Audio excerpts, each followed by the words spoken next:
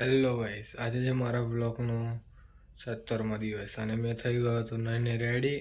અને આજે રાતના 3 વાગી રહ્યા છે અને અમે જઈ રહ્યા છે માંડવી ચાલતા. અત્યારે મેં કપડાં અને ઢીલક લગાવીને થઈ ગયો હતો રેડી. અને મારા બા પણ ઉઠી ગયા હતા અને હવે ચા બની રહ્યા છે. અત્યારે મેં થોડીક વાર રહીને નીકળીશ માંડવી જવા માટે. પહેલાં તો મારા ભાઈબંધને બોલાવા જઈશ. અત્યારે રાતના વાગી રહ્યા છે 3 અને મેં જઈ રહ્યો છું રોશનના ઘરે. અને અમારા મોલુભાઈ પણ ઉઠી ગયા હતા અત્યારે 3 વાગ્યાના.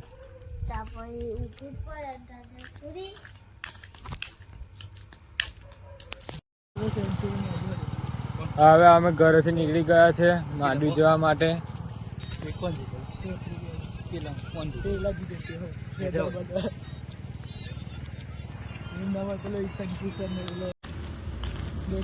ગાઈસ અમે અત્યારે આમોદર પહોંચી ગયા છે.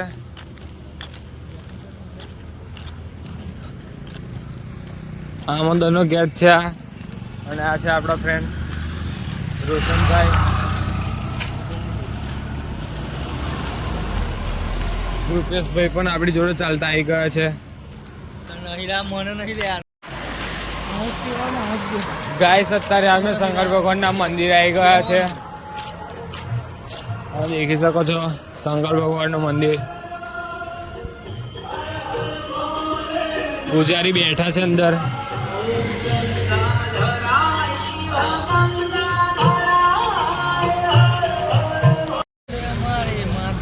અત્યારે 6 વાગી ગયા છે અને અમે વાઘોડિયા ચોકડી પહોંચી ગયા હતા. એટલે હમણાં માંડવી જતા જતા તો 6:30 બાકી 7 તો વાગવાના જ છે.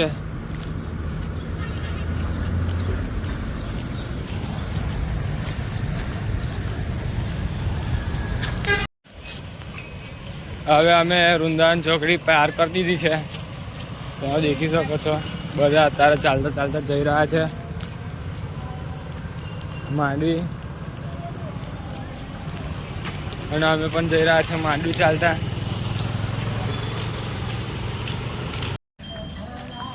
અને મેં પહોંચી ગયો પાછા કાળિયામાના મંદિરે.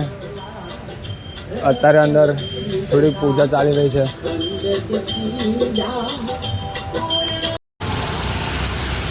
ગાઈસ અત્યારે અમે માંડવી પહોંચી ગયા છે મેરડીમાના મંદિરે. સામે પેલું મેરડીમાનું મંદિર છે.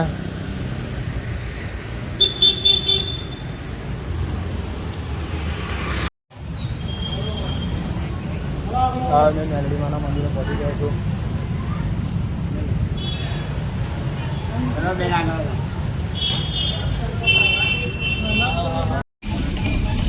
હવે અમે ઘરની તરફ નીકળી ગયા છે. બસમાં બેસી ગયા છે.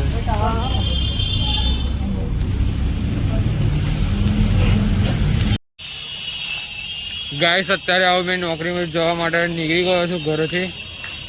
દેખી શકો છો.